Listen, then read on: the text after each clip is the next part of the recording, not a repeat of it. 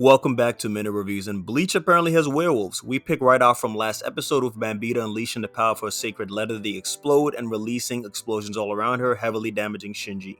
Captain Komamura arrives in time to protect Shinji and takes her on. Bambita's ability is kinda nuts. It allows her to turn anything her reishi comes into contact with into a bomb, which essentially means you can't guard against it. She fires off a barrage of reishi orbs towards Komamura, which destroys most of his armor, and to our surprise, instead of seeing fur, we gaze upon a handsome dude.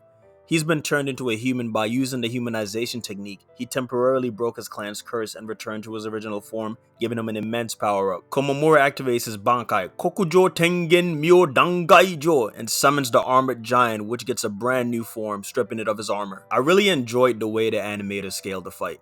It really felt like watching a giant kaiju-sized monster go against a human-sized opponent.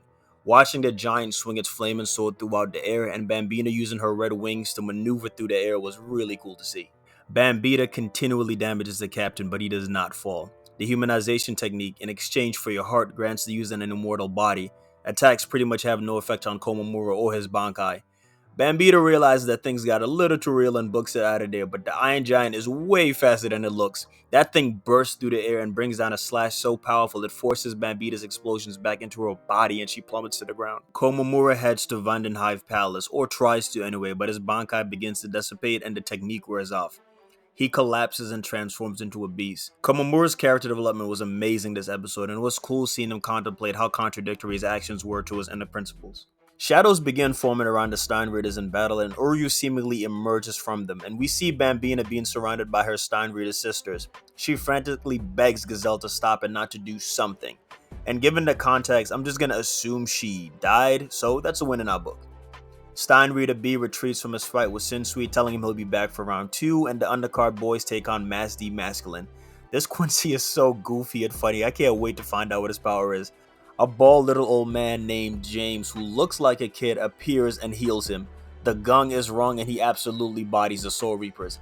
Every time James spoke and called him Mister, I could not stop laughing. Squad 9 Captain Kensei and Squad 3 Captain Rojuro stop Masculine from leaving. In the after credits, we see Ichigo continues his training to become a vessel capable of withstanding the power of a king. After an excruciating amount of effort, he makes it to his next trial, and I really like the animations in this scene. The shots were filled with very vivid and vibrant colors, and I can't wait for next week.